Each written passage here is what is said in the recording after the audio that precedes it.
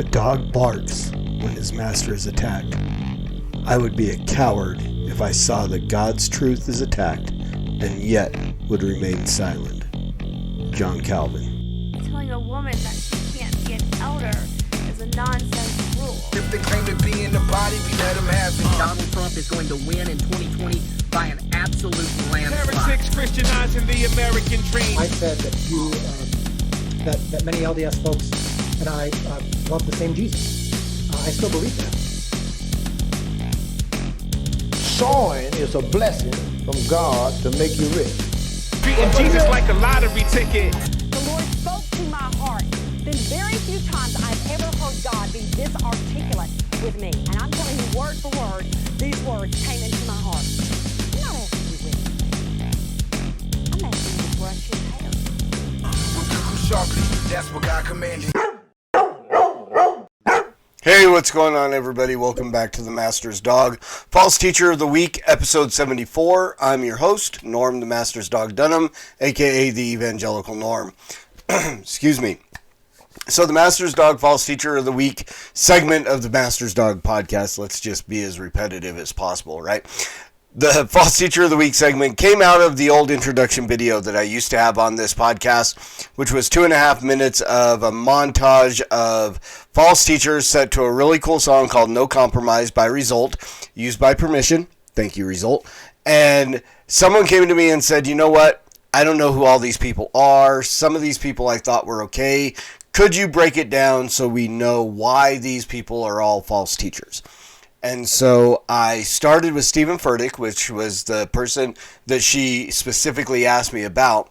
And then I systematically went through that introduction video and talked about every teacher in there. Today's episode is a guy that I thought I had done. I thought he was in that montage, but apparently he wasn't. So since then, I finished that first 40 episodes of people from that first montage, shortened the video down so you don't have to endure 2 minutes of false teachers at the beginning of the episode. It's about 1.5 minutes, made the video a little bit more versatile. I can put clips in, take clips out pretty quickly. And it's a beat that I made on my phone, so there's no copyright infringement, even though Result gave me permission. Nothing was in writing. It was a verbal, yeah, sure, you can use it kind of thing. So all that to be said, that's a little history on the podcast. We are continuing to grow. So, and I owe that all to you guys who are watching all the time, commenting, liking, sharing. You do all that stuff. Makes the algorithm send it out to more and more people who might be interested in these videos. So I appreciate you who have already done that. If you haven't, subscribe, hit the subscribe button, hit the notification button, get all the content that I release here on the Evangelical Norm channel on YouTube, which there's going to be a bunch of stuff today. I think I'm recording 5 videos today and probably release them over the next... Probably most of them today, maybe 1 or 2 tomorrow. We'll see how it goes. But I'm doing a lot of recording, trying to play catch up. Again, I work a graveyard shift, and it's kind of weird trying to find time to do these videos.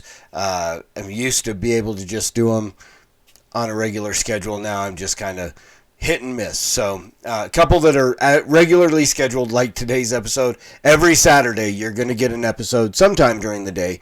I try to get them out first thing in the morning, but again, life happens. So every Saturday you're going to get a false teacher of the week.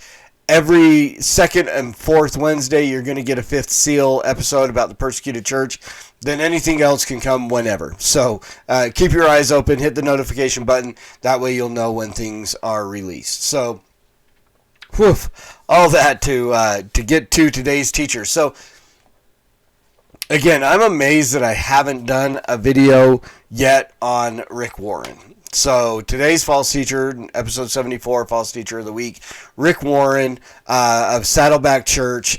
And this is one of those guys that everyone goes, Norm, I thought Rick was okay. I mean, all the books that he's written and stuff like that. Rick has written a ton of books. Huge church. I don't know how many members Saddleback has, but it's somewhere north of 20,000 people attend Saddleback or a satellite or some way, shape, or form call Saddleback Church in California, whatever part of California it's in, I don't know, their home. And Rick Warren, he's since resigned. I don't know if they've actually hired a replacement for him. I want to say it was middle of last year, like June, July, somewhere of 2021, that Rick Warren announced he was retiring. He started the church 42 years ago. Guy doesn't look that old. Honestly, he looks really good for his age. But started the church a long time ago and retired sometime last year. I don't know who pastors Saddleback now, but I don't know. I guess I could go to their website and find out. But what I like to do on some of these is I want to let you know what they say about themselves from their own website, and then we'll talk about issues and things that would make this man a false teacher. And again, I also want to make sure that that my lighting is really bad. I apologize. Let me see if I can just kind of... There we go. We'll bring that down. Sorry. Looking at yourself in the monitor is a bad thing. So, where was I? Differentiating between false teachers, heretics, and so on. So you can be a false teacher and not necessarily be heretical, right? Just really bad teachings, but nothing that is like outright a violation of like the person and nature of God. You can have that. Rick Warren rides right along that line, and I'm going to put him in the heretical category. We'll get there and we'll talk about why that is and what makes him a heretic. But he rides a very fine line between just a really bad teacher that you should probably ignore and a heretic that you should absolutely avoid at all costs. So some of the issues that go on with Rick Warren, let me back up. This is from PastorRick.com, and again, one of the things I can positively say about Rick Warren is, dude is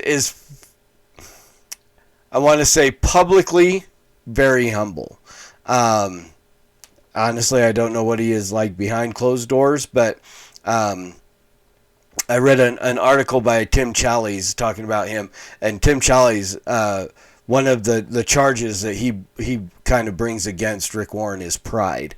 As I look at the things that he does in public and so on, he puts on a very good facade of being very humble. He's got the shortest bio on any website of any false teacher I've ever read.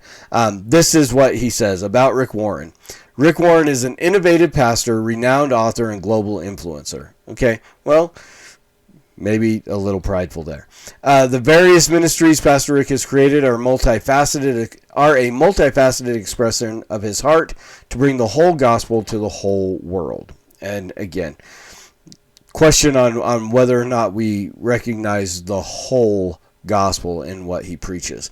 So again, organizations that he is responsible for: Saddleback Church, pastors.com, which it describes here has been the ultimate destination for pastors and church leaders to be trained, equipped, encouraged, and resourced for ministry for over 30 years. Okay. He is the Purpose Driven Network, which again, the books that he's written, and Daily Hope, a radio broadcast ministry of podcasting, basically. Author of at least 3 books. I think he's done more, but the ones they list, The Purpose Driven Life. Many have read that. Many have gone through the 40 Days of Purpose. Plan. My wife and I, years ago, did the 40 Days of Purpose with another church where we were located in Colorado.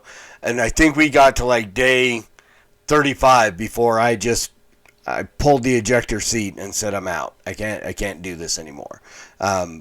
Just different things. And my wife was really mad at me. You just don't like any. I'm like, the stuff that is in this book is not great. just not good.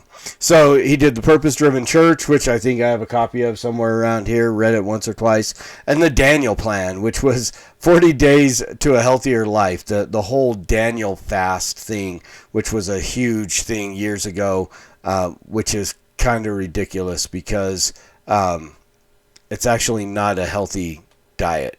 And that was why Daniel and the Israelite boys did that, was to show that their God was going to sustain them, even though they did not eat the meats and the things that the Babylonians expected them to eat, or the Persians, or whatever exile Daniel was in.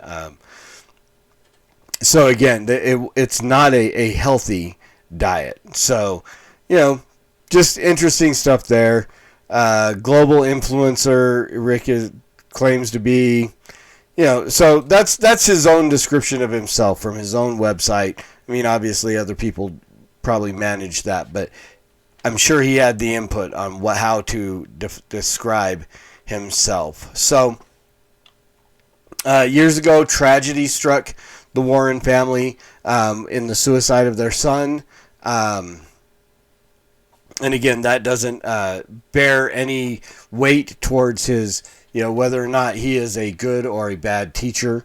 It's just, tragedy struck. So why did I mention it? I don't know, because it happened and it's a real thing. And, again, we can have empathy, sympathy, mourn with those who mourn, even though we don't fall into the same theological camps. So one of the most famous situations that he ever put himself in was the debates that he hosted there. Not really debates, but kind of question and answer sessions between McCain and Obama at Saddleback Church. I believe it was McCain, or maybe it was Romney. I don't remember which one was running against Obama at the time. But he did this, and this is where the famous quote from Obama came when he asked him about abortion. And he said, that's above my pay grade. And it's like, dude, you're running for the top office in the country. Literally nothing comes above that pay grade. You should have an answer for that, right? And Rick should have pushed him on that. That was my thing. He should have pushed him to get a better answer than that's above my pay grade. But he kind of let him go. So, but here, let's get into what makes Rick Warren a false teacher. What is it about this man that makes him someone that we should avoid? So there's a few things.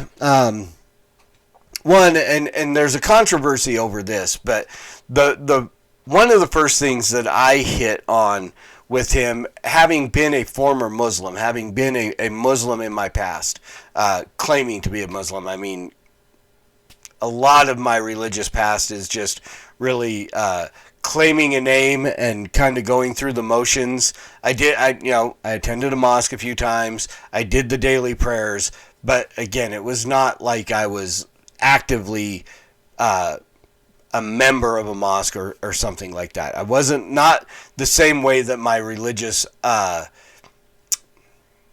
convictions are now, right? A lot of my religious convictions in the past were mainly for shock value, claiming to be a Wiccan, so on and so forth.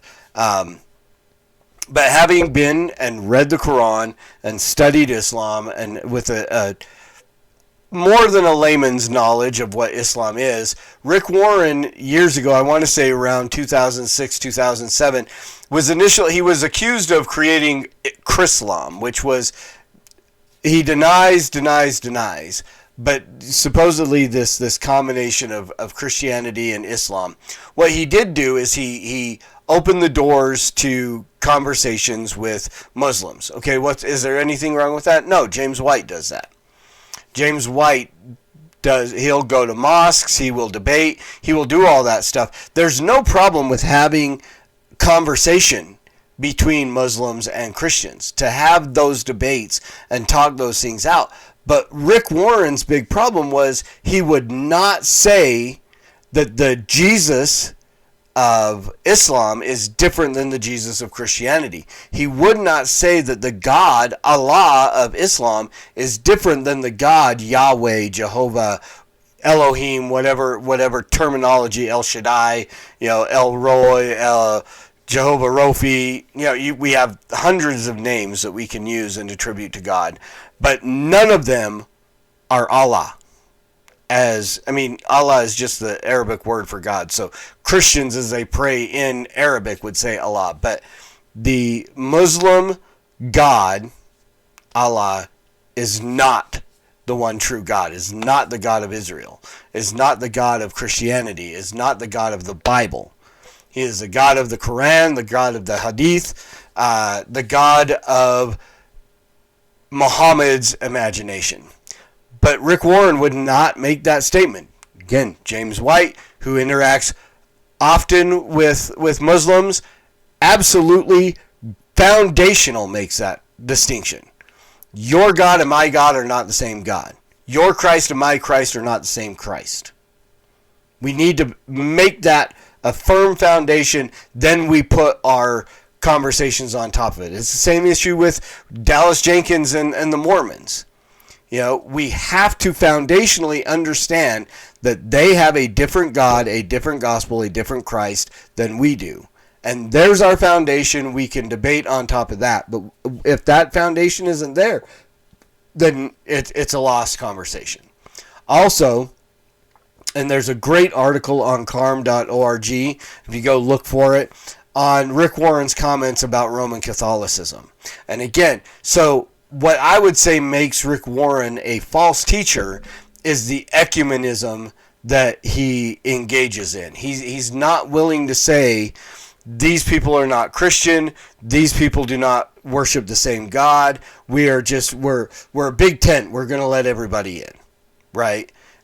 There's a problem there, because Jesus makes it clear, I am the way, the truth, and the life. No man comes to the Father but through me, right? And it has to be the right Jesus. You can't, and again, there's only one Jesus. No, Jesus said there will be false Christs. Jesus predicted that Muslims would come along and tell you about this man Esau, who somewhat resembles Jesus, but is not the same, is a false Christ. It was not crucified, came down on the cross, apparently made Judas look like him, and Judas was the one that was actually crucified. Jesus predicted that these false Christs would come, that the false Christ of Mormonism would come, that the false Christ of Jehovah's Witness would be presented to the world. So absolutely there are false Christs that are out there. Rick Warren is not willing to differentiate between those. That's what makes him a heretic. That is an essential doctrine of the Christian faith. That is an essential issue that we cannot find fellowship with someone else if we do not agree on that basis. There are tons of secondary issues where I can still fellowship with you. I'm going to do a podcast later today talking about Doug Wilson and the fact that there's a lot of stuff that I don't agree with him on, but I'm not willing to call him a false teacher. And we'll talk about that later. But again, secondary issues we can disagree upon. I'm not a Paedo-Baptist. I don't believe in baptizing babies, Paedo-communion, any of that stuff. That's a secondary issue.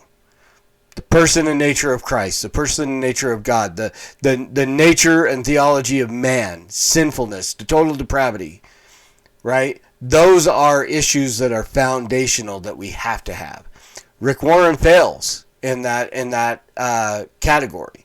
He fails to maintain the concrete foundation of who God is, who Christ is, and he's willing to blur the lines along with these false religions like Catholicism and Islam. And of course, Catholicism is not necessarily the person and nature of God, but like the person and nature of Mary, the nature of our salvation. Are we saved by works? Which is what Catholics would say, And so again, these things undermining the core issues of what Orthodox Christianity is where Rick Warren falls short, and what makes him a false teacher, and what puts him in that category for this week as a false teacher of the week. So hopefully you guys found that helpful. Again, comments, I'm more than happy to take your comments. Deal with your comments. They're not all bad. I've had a lot of really good comments lately and a lot of good suggestions. That's the other thing. Please, if you have any suggestions of false teachers that I can do some research on, I've got a couple of them that are on my list that I'm still trying to get all the research down, video clips, stuff like that, so I can present them to you. Please let me know.